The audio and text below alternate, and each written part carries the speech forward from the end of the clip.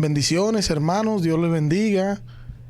Nuevamente estamos con el tema que Héctor dice, que el día del juicio en la noche vamos a estar hablando de las buenas obras. Héctor, Amén. Dios te bendiga. Amén, bendiciones, mis hermanos. Aquí una vez más con el tema las buenas obras, capítulo 16 de nuestra confesión. Sí, De fe. confesión. Y estamos en el punto número 6. Sí. Hoy entramos al punto número 6. Falta todavía el punto 7. Creo sí, que quizás... Solo el 7 falta. Duelo del 6, sí. Solamente falta el 7. Ah, pero no, está bien. Yo creo que la semana que viene terminamos. Quizás terminemos este punto. Pero yo entiendo que no tenemos tampoco prisa. No hay prisa. Podemos darle al paso para que pueda, ¿verdad? Porque no solo porque como estamos, sino que lo tenemos en el canal ahí y cualquiera puede entrar y verlo ahí. No tenemos prisa. Hay prisa. Claro. Así que, sí.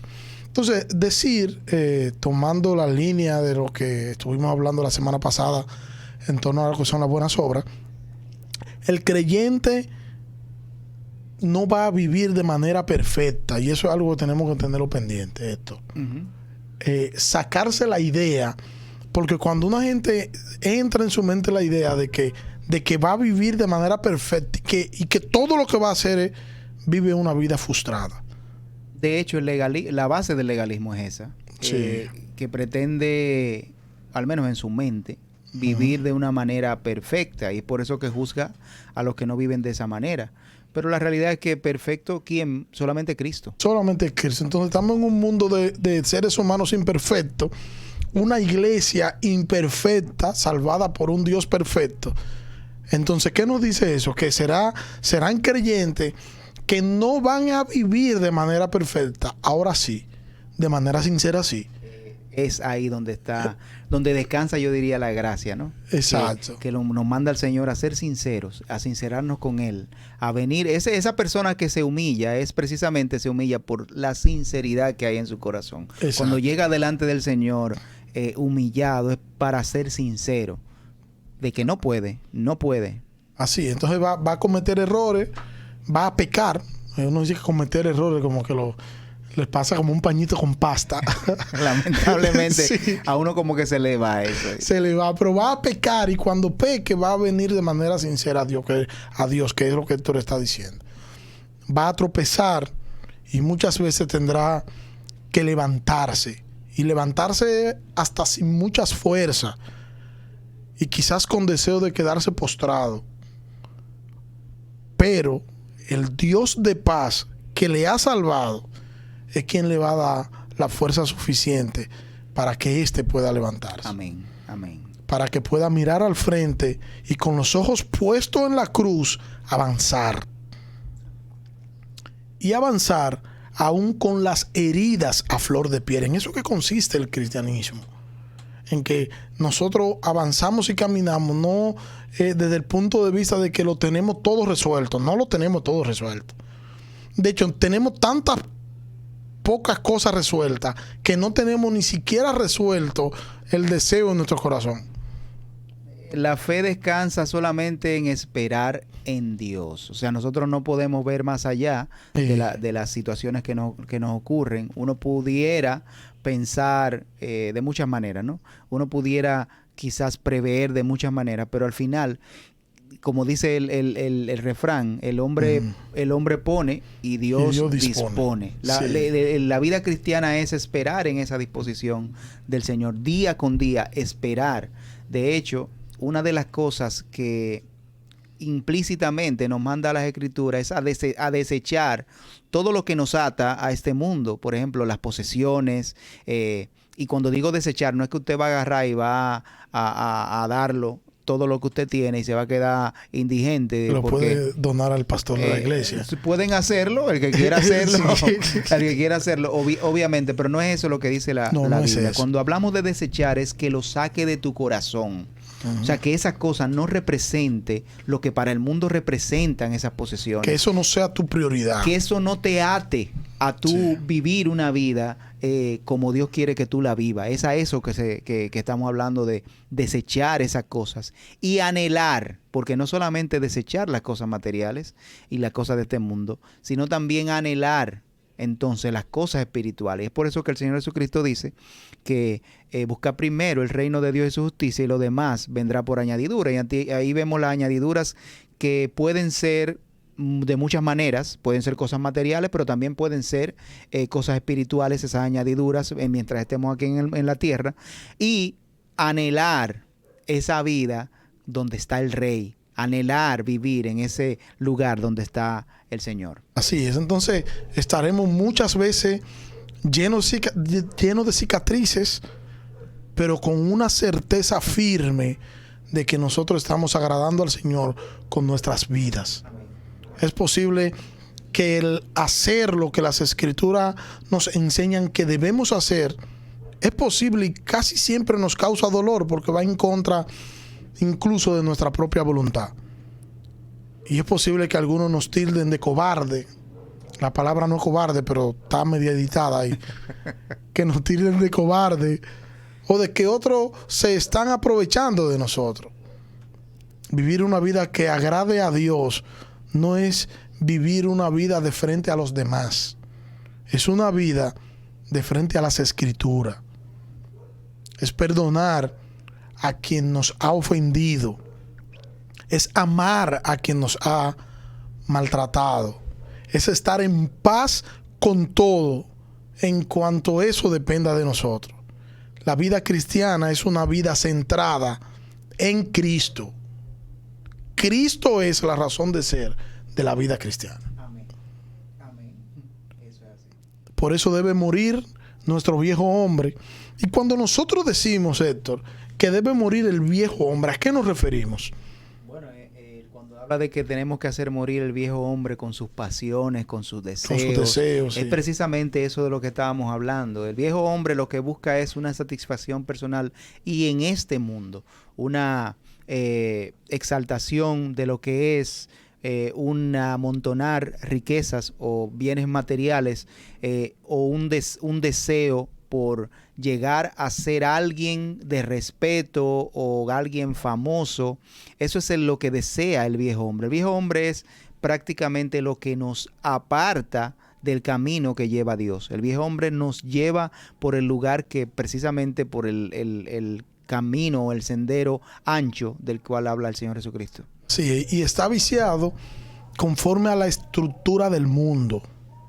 Y eso muchas veces en contra de nuestra propia voluntad.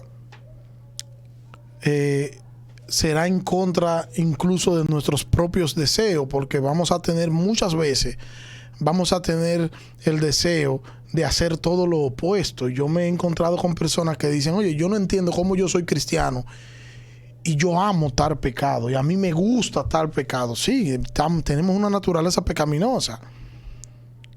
El deseo de hacer lo malo nunca se va a separar de nosotros. Lo que nosotros tenemos es que ese deseo, nosotros someter ese deseo.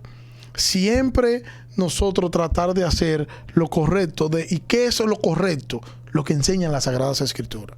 Dice el apóstol Pablo que tenemos que presentar nuestros cuerpos en sacrificio vivo, santo, agradable a Dios.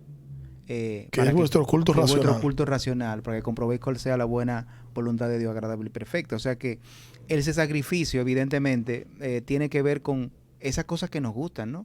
Así es. Esos pecados que lamentablemente nosotros somos más propensos a, o más estamos siendo más llamados, más provocados por este pecado.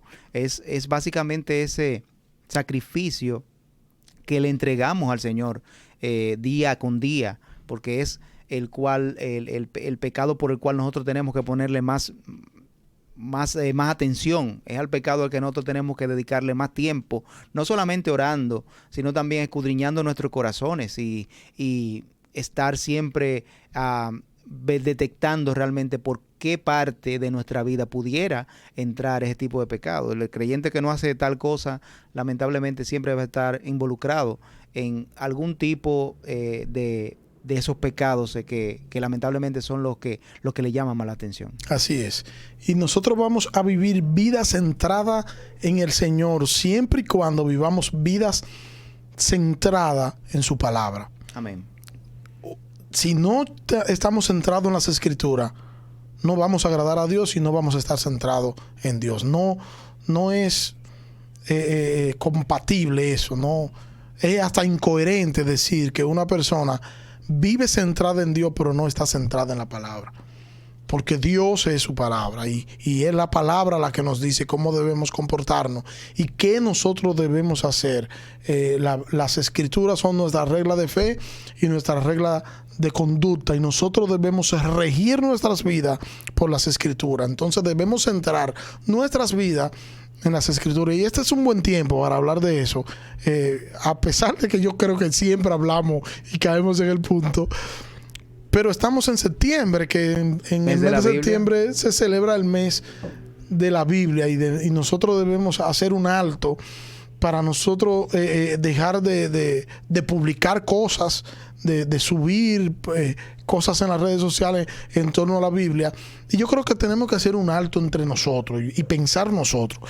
Bueno, ¿es la Biblia la palabra de Dios? La respuesta es sí. Ok. ¿Vivo yo comportándome como que la Biblia es la palabra de Dios? Entonces, que sea algo interno, porque una vez yo viva eso, yo lo voy a poder reflejar en todo lo que yo hago, no en el mes de septiembre. El mes de septiembre solamente es una época que se tomó para decir que es el mes de la Biblia, o sea que es solamente una época. Sí. El Señor no nos manda a vivir por épocas, el Señor nos manda a vivir todos los días. Dios hizo todos los días, y es como dice el himno, una vez más, no lo cito, Señor, yo quiero vivir un día a la vez. O sea, el Señor nos manda que vivamos sí un día a la vez, pero ese día vivirlo para la gloria de Cristo. Así es. Entonces, analicemos esto. Ahora que hay personas que no leen las Escrituras, pero en el mes de septiembre hablan de las Escrituras, suben mensajes alusivos a la celebración del mes de la Biblia. No, la importancia no está en que tú reconozcas que este es el mes de la Biblia. La importancia está en que tú puedas vivir conforme a lo que la Biblia dice. Ahí es donde radica la importancia. Y conforme a eso es que tú debes vivir, porque tendrás que rendir cuenta en tu vida. Vamos a ver el punto número 6, Héctor, sí, de la confesión. Dice así: sin embargo, a pesar de lo anterior, o sea, vamos a leer el punto 5 para poder contextualizar el 6. Okay. Nosotros no podemos, por nuestras mejores obras, merecer el perdón del pecado o la vida eterna de la mano de Dios a causa de la gran desproporción que existe entre nuestras obras y la gloria que ha de venir, y por la distancia infinita que hay entre nosotros y Dios, a quien no podemos beneficiar por dichas obras ni satisfacer la deuda de nuestros pecados anteriores. Pero cuando hemos hecho todo lo que podemos, no hemos hecho más que nuestro deber y somos siervos inútiles. Y además de nuestras obras son buenas porque proceden de su Espíritu, y por cuando son hechas por nosotros son impuras y contaminadas con tanta debilidad e imperfección que no pueden soportar la severidad del juicio de Dios.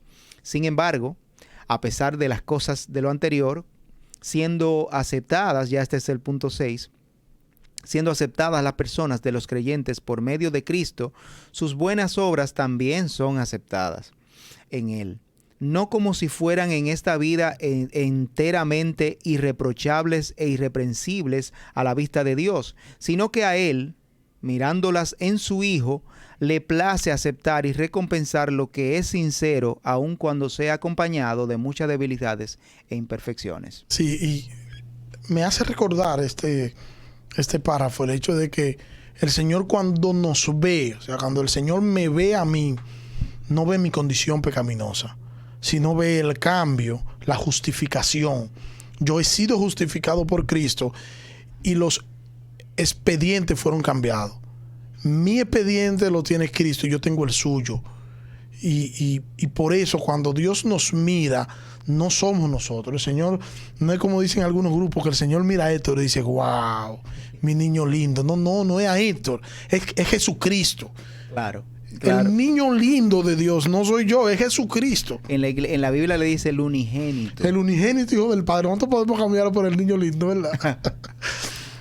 Pero es Jesucristo. O sea, en quien Dios se deleita, no es en el imperfecto que comete muchísimo pecado y que día a día debe acudir a la cruz a pedir perdón y a ser confortado. Ese no es el deleite de Dios. El deleite de Dios es su amado Hijo, el perfecto, en quien no hay sombra de variación. Que Dios no puede deleitarse en la imperfección. Ese es el detalle. Exacto. Entonces, Dios se deleita en su Hijo. Y yo me presento ante Dios en nombre de su Hijo, del Hijo en quien Dios se deleita. Y eso lo digo, hermano, para que pensemos, porque a veces nosotros creemos como que, y queremos venderlo como nosotros somos súper especiales, no como un salami que hay por ahí. No, nosotros somos súper especiales. Y de hecho yo escuché una creyente un día que yo le estaba dando una consejería, y ella cuando le puse a que hablara, que ella le tocaba hablar, entonces ella me dice, no, porque me hicieron tal cosa. Y ellos, porque no saben que el Señor enñoña conmigo, el Señor mata por mí. Tú dices, pero, o sea, no sabemos quién es Dios. Entonces, si tenemos ese concepto tan extraviado. El problema era grave de ese hermano. Entonces, sí. Había que, no solamente de la consejería iba a tener que ser bien profunda. Se entendió. Me imagino. Sí. Entonces, el hecho de ver, nosotros creemos, bueno, no, yo soy cristiano y nosotros somos los niños bonitos de Dios. No, mano, estamos alimentando nuestro ego sin darnos cuenta y viéndolo de una forma loable. Estamos alimentando nuestro ego. Si hay una persona en la que Dios se deleita, que de hecho la hay, no somos nosotros. Lamentablemente, no somos nosotros. El Señor se deleita en la persona de Jesucristo. Ahora, ¿cuál es la ventaja de nosotros? Que nosotros no nos acercamos al Padre en nuestro nombre. O sea, yo no voy al Padre diciéndole, Padre, tú sabes que yo soy Daniel y tú sabes que yo soy un monstruo. No hay manera. No hay forma. Hay un solo mediador entre Dios y los hombres, Jesucristo. Y nosotros nos acercamos por los méritos de Cristo. No nos podemos acercar por lo nuestro porque no tenemos méritos ante el Padre, pero nos acercamos por los méritos de Cristo. O sea, el niño bonito de Dios, el unigénito de Dios, es Jesucristo. Es Jesucristo. Y ese es nuestro representante ante el Padre, porque Él nos amó, nos salvó y vino a morir en la cruz para ocupar el lugar de aquello que ya el Padre había escogido en la eternidad pasada. Dice en el libro de Hebreos que nosotros tenemos pase a ese trono es a través de Jesucristo. A través de Jesucristo. O sea, que no hay manera de que nosotros podamos traspasar el velo, por así decirlo, ¿no? Si con nuestros hechos o por nuestras obras, sino sí, a través de la obra de Cristo, a través del Señor Jesucristo, es que podemos llegar delante de Él. O sea, yo como un ser imperfecto no puedo ni podré hablar o dirigirme siquiera a Dios porque es un ser perfecto. Sin embargo, a través de Cristo puedo expresar realmente lo que soy, puedo hablar con Dios y el Señor me oye a través de Cristo. Sí. Él es nuestro representante, Él nos cubre con su sangre, ¿no? Y nos hace aptos delante de Dios, ¿no? Nos hace aptos. Sí, eso yo lo figuro esto. La puerta está cerrada y hay una llave y la llave se llama Jesucristo. Y solo para abrir esa puerta tú la puedes abrir por medio de la persona de Jesucristo. No hay otra forma, porque no va a abrir la puerta. No hay otro acceso, es la única puerta. Y la llave de esa puerta se llama Jesucristo. No hay más. Así es. Vamos a ver Gálatas capítulo 5, versículo 16 y versículo 17. Dice así: digo pues, anden por el Espíritu y no cumplirán el deseo de la carne.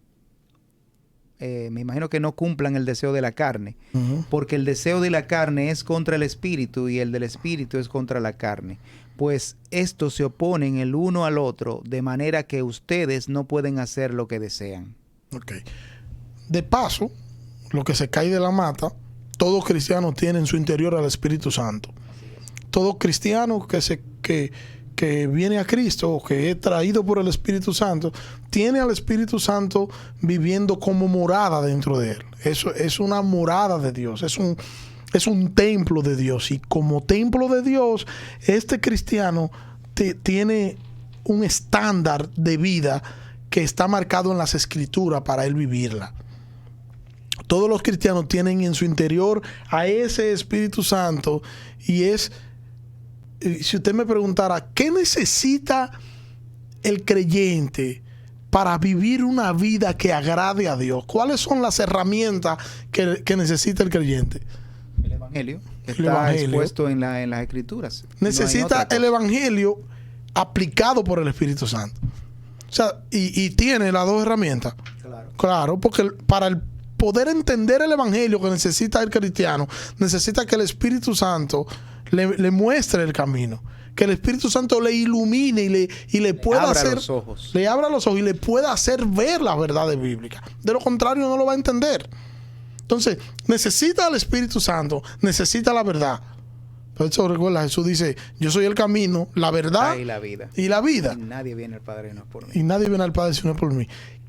El creyente necesita estos dos elementos. Son dos elementos que podríamos decir que son dos elementos indispensables para un creyente. La verdad, que es las Escrituras, y el Espíritu Santo, que es quien abre los ojos del creyente para que pueda entender la verdad. El estilo de vida del creyente debe ser un estilo de vida basado en las Escrituras y guiado por el Espíritu Santo. Eso significa que nosotros vamos a andar de manera sonámbula. No. Y que nosotros hablaremos por sílaba. Héctor, te habla tu hermano, Pastor Daniel. Eso es lo que está diciendo.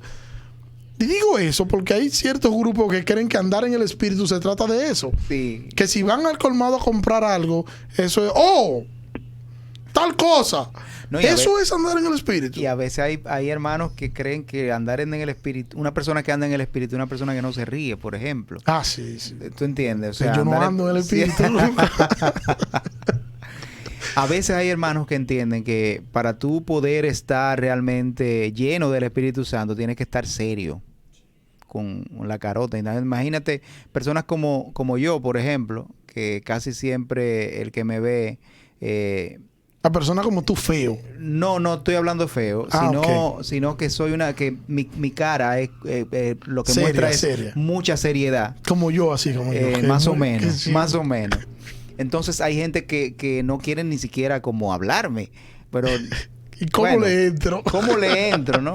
Entonces ellos, en ese caso, andaría siempre en el Espíritu Santo.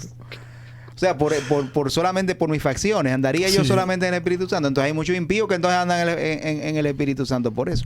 Y no es eso lo que la Biblia habla, ¿no? Cuando, de hecho, la actitud afable, pudiéramos decir también que hasta cierto punto, ¿no? Obviamente habría que ver el pasado de la persona, pero el cambio de actitud también es parte de la llenura del Espíritu Santo, porque obviamente el Espíritu Santo produce en el creyente un cambio, un fruto, ¿no? Que debe de ser mostrado, que debe de ser, que es lo que las personas de fuera, el que no es creyente, va a ver que el creyente está produciendo. Sí, pero una persona, caramba, una persona que... Es difícil. Es difícil, sí. Una persona, Héctor, que anda en el Espíritu, no es una persona que tiene pose. No es una persona que habla y cuando está hablando dice, oh, gloria a Dios. Oh, gloria a Dios. Eso indica que está viviendo en el Espíritu. No, eso es una pose. El que vive en el Espíritu no tiene pose.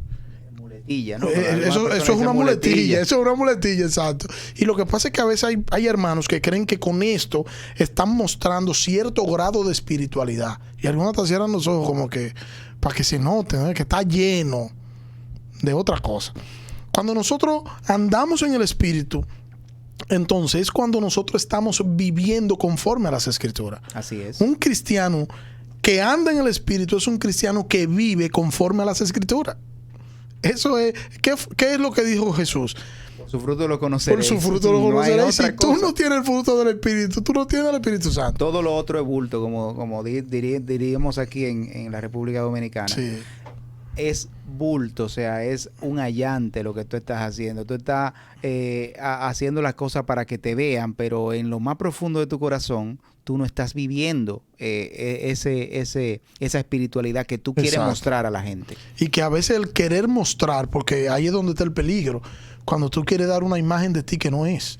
Cuando tú quieres vender un concepto de ti que no es el correcto, que tú sabes bien que tú no eres así, pero tú quieres que los demás te vean y te quieres vender como...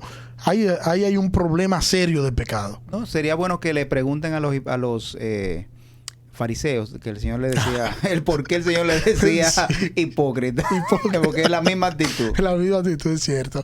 El creyente se somete al Espíritu Santo. ¿Y qué da esto como resultado? Obediencia a las Escrituras. Fíjense que yo no puedo hablar de una persona llena del Espíritu Santo y que le da la espalda a las Escrituras. No, tengo que hablar de una persona que si está llena del Espíritu Santo es una persona que basa su vida en lo que enseña las Escrituras. Cuando habla del deseo de la carne en este texto, no pensemos en el cuerpo físico tampoco. Tenemos que pensar en la mente, tenemos que pensar en la voluntad, tenemos que pensar en las emociones. Que todo esto esté sujeto al pecado, y de hecho que lo está, porque nosotros todavía tenemos problemas con el pecado. Nuestras emociones, las emociones del hombre, son emociones santas, son emociones pecaminosas. Bueno, son emociones. Sí, pero terminan siendo pecaminosas porque nosotros tenemos una naturaleza pecaminosa que se inclina al pecado. Por eso son emociones pecaminosas. La voluntad del hombre ¿es una voluntad santa? No. De hecho, nosotros encontramos que Pablo dice que el hombre no quiere ni puede acercarse a Dios. Y todavía Dios trae el hombre a él. Y todavía tenemos problemas con someternos a Dios de manera voluntaria. Y la mente del hombre es una mente santa. Usted debe estar contestando con la cabeza que no. No, entonces todo lo que... Esto es lo que implica cuando habla de la carne. No es que se está refiriendo a esta carne. Usted empieza a darse pelliquitos como que esto es lo malo. No es a eso. Es refiriéndose a eso. A lo que son nuestras emociones, a lo que es nuestra voluntad y a lo que es nuestra mente. Y nosotros vamos a tener como cristianos una batalla campal día a día. Vamos a tener un problema día a día con nuestras emociones, con nuestra voluntad y con nuestra mente, porque nuestros deseos carnales se van a querer imponer. Es una lucha para someternos al Señor, es una lucha diaria, que la mayoría de gente no lo ven o no lo entienden como una lucha, y hay algunos hermanos que le echan la culpa al diablo de todas esas situaciones que nos suceden. Lamentablemente el diablo siempre, como yo le decía a una persona en un momento, el trabajo del diablo es motivarte a pecar. Uh-huh. El trabajo del diablo es motivarte a no creer, o sea, a desconfiar en Dios. Ese es el trabajo del diablo, él lo va a hacer siempre. Ahora, el trabajo tuyo es no dejarte convencer por él. Sí, y tu responsabilidad es entonces vivir una vida piadosa, vivir una vida santa. Eso es lo que tú tienes que hacer. Es una batalla diaria, no solamente con esas cosas externas que te motivan a alejarte del Señor, sino también con esas cosas internas que te motivan también a alejarte de Dios. Como tú decías, que nuestro ser lo que quiere es alejarse de Dios. Sí, pero fíjate, esa última parte que tú dices, alineándolo con lo que dijiste primero, esas son las cosas. Porque Satanás nos motiva a pecar, pero es usando esas cosas. Claro. O sea, él no viene y con una cosa y trae un pecado nuevo. Satanás vino ahora con un modelo de pecado nuevo del 2021. No. Satanás nos tienta y nos motiva a pecar es con la propia maldad de nosotros. Es con el pecado que nos gusta a nosotros. Él no viene con otra cosa diferente. Porque cada uno somos diferentes y a cada uno de nosotros nos llama la atención un pecado distinto. Él saca el catálogo, déjame ver. Sí. ¿Cuál es que le gusta a Daniel? Ah, míralo aquí. Dale con este. Y es así, o sea, nosotros somos tentados, y las escrituras nos lo dicen así, no es con lo exterior, es con lo interior, es con la maldad, no está afuera, es dentro de nosotros. Si nosotros estuviéramos llenos de bondad, la maldad no nos incitaría. Exacto. Entonces, podemos nosotros dejarnos dirigir. Son las emociones las que deben dirigirnos, porque a todo esto uno encuentra, hay hermanos que suelen decirnos, mire, pastor, yo no siento hacer tal cual cosa. Y cuando tú ves ese que no siente, tú dices, pero la Biblia dice que es lo correcto que tú tienes que hacer. Entonces tú, si la Biblia dice que es lo correcto y tus emociones dicen que no, ¿a quién le creo? ¿Qué yo debo imponer? Lo que mis emociones me están dictando, que se están inclinando a la parte pecaminosa, o lo que enseña las Sagradas Escrituras, que posiblemente no me gusten al principio. Yo debo inclinarme a lo que las Escrituras dicen y enseñan. En ese momento yo tengo que sopesar quién es mi guía. Si son mis emociones o es la palabra de Dios. Simple como eso, ¿verdad? El que se lleva de sus emociones en ese tenor termina fracasando, porque las emociones no son buenas. ¿Y cómo usted se da cuenta que las emociones no son buenas? Usted se da cuenta de un cristiano que hoy está feliz y contento y es capaz de, si ve a Satanás cerca, aplastarlo con un pie, porque está en ebullición, están sus emociones. Y usted dice, está así porque está tan cerca de Dios. Párase. El problema es que él ese día recibió un aumento de salario. ¿Cuántas cosas no nos ponen felices? La esposa lo llamó y cuando la esposa lo llamó, él le dijo que le habían hecho un aumento de salario. La esposa le dijo que le iba a hacer una cena para que celebraran eso. Y él está pensando en que tendrá una noche de avivamiento feliz. Y todo eso lo tienen contento. Al otro día, cuando va a cobrar, se da cuenta que el aumento no fue tan sustancioso como le habían dicho. Y esto entonces coge sus emociones y ¿qué hacen? O quizá que lo deprimen. O quizá el dinero que le cayó en la cuenta no fue del aumento. Sino fue que fue por error que le cayó. Eso es más triste todavía. Eso es más triste todavía. Le cayó por error, lo gastó y ahora tiene que buscarlo para pagar. Es complicado. Y entonces esas emociones que estaban allá arriba, que lo tenían a él feliz, entonces ahora lo tienen desplomado en el piso. Nosotros siempre vamos a decir que nosotros no debemos confiar en nuestras emociones. Las emociones deben estar en la justa medida. Y nosotros debemos siempre dejarnos dirigir de las Escrituras. Si nos llevamos de las emociones, vamos a fracasar. Así es, así es. El creyente debe andar en el Espíritu, así como dice ese texto, y no en la carne. Andar en el Espíritu es andar, reitero nuevamente, conforme a la palabra de Dios. Es tomar decisiones correctas, porque son decisiones basadas en la Biblia. Alguien me decía, ¿cómo yo sé que la decisión que yo voy a tomar es una decisión correcta? Pregunta primero, ¿está basada en lo que enseña las Escrituras? No, entonces no es correcta. ¿Está basada en lo que enseña las Escrituras? Sí, pero, quita el pero. Y si sí, eso es lo que hay que hacer. El que anda en el Espíritu no está buscando lo que mejor le convenga. No es que, mira, eso no me conviene, aquello sí, no. Busca cómo agradar a Dios sometiéndose a su palabra. Un creyente que anda en el Espíritu es alguien que tiene su mente ocupada en la palabra de Dios. O debería tener su mente ocupada en la palabra de Dios. Debería. Porque nosotros tenemos que reconocer que somos débiles. Y es lo que nos subraya el punto de la confesión. Somos débiles. Y esa debilidad, ¿qué debe hacer? Llevarnos a deprimirnos y a llorar y a juntarnos todos juntos en el salón de la iglesia. Vamos a llorar porque somos débiles. No. Esa debilidad debe llevarnos a una dependencia total de Cristo. A que nosotros podamos entender que somos dependientes, y como somos dependientes debemos acercarnos cada día más confiados, no en nosotros, sino en Cristo. Dice en la misma palabra que diga el débil, fuerte soy. Así es, pero va a decir fuerte soy, no porque es fuerte, porque ya dijo de entrada que es débil. Con el poder del Señor. Por el poder del Señor. Tenemos una naturaleza pecaminosa que no podemos obviar y que nos hace inclinar muchas veces la balanza al pecado, nos hace muchas veces fallarle al Señor. Una naturaleza que nos hace recordar lo vulnerable que nosotros somos y que muchas veces, sabiendo que algo no le agrada al Señor, como quiera lo hacemos. Que sabiendo que la Biblia nos manda a hacer lo contrario a lo que queremos hacer, lo hacemos. Eso debe llevarnos a nosotros a meditar y a pensar, porque nuestra debilidad debe llevarnos a Cristo. Debe llevarnos a depender de nuestro Salvador.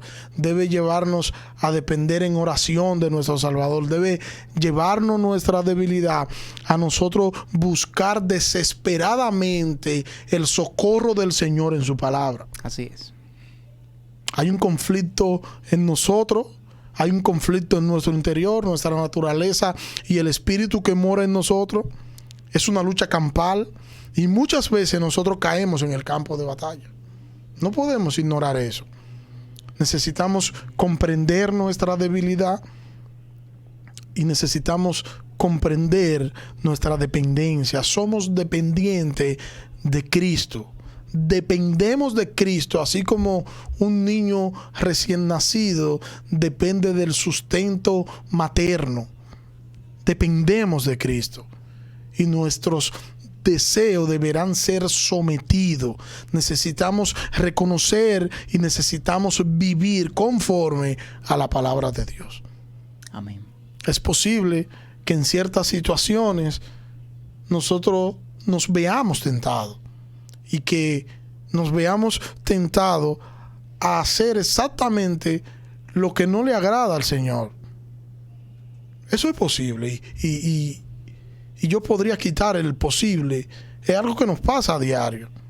Siempre lo que agrada al Señor es lo que nos conviene, aunque al principio eso nos parezca amargo. Necesitamos entender que nosotros estamos en guerra. Estamos en guerra. Lo que pasa es que se nos ha vendido la guerra espiritual de una forma distinta como la palabra nos las enseña. Estamos en guerra, sí es verdad. Una guerra interna donde nuestra naturaleza pecaminosa se quiere imponer. Y tenemos una lucha dentro de nosotros entre lo espiritual y lo carnal. Y nosotros debemos someternos a la palabra de Dios, por amarga que ésta parezca. Héctor, no tenemos opción. Debemos someternos al señorío de Cristo por medio de su palabra. Eso es así. Eso es así. De hecho, nosotros, los creyentes, esa lucha, aparte de que es una lucha constante, es una lucha diaria, es una lucha en la cual estamos involucrados y lamentablemente el punto de vista de ver de algunos hermanos, ¿no? de la guerra espiritual deja de lado la real guerra que existe entre ellos y por buscar un tipo de guerra como que sea más al estilo de Hollywood, muchas veces yo lo veo de esta manera, obvian realmente la batalla que hay interna. Y obvian al tal punto de que el inconverso, el no creyente, lo que ve en esas personas no es precisamente un luchador por las cosas espirituales, sino un luchador por otra cosa. Sí. O un superhéroe. Ve un superhéroe o ve otro tipo de cosas, ¿tú entiendes? Porque evidentemente en su diario vivir no reflejan aquello que Dios quiere que reflejen, sino más bien reflejan otra cosa. Sí. A veces se comportan incluso peor que un inconverso. Así es. Así entonces les exhortamos, mis amados hermanos, a que mediten en este momento, piensen en Cristo, en su dependencia a Cristo, y piensen en cómo estamos viviendo y qué es lo ideal. Lo ideal es que nosotros podamos vivir de acuerdo a lo que las Escrituras nos enseñan. ¿Cuándo vamos a vivir en el Espíritu? Cuando estemos viviendo vida conforme a la palabra de Dios. hemos sido llamados a vivir en el Espíritu, a vivir en luz, a vivir vida santa que agraden a nuestro Señor y nuestro Salvador Jesucristo.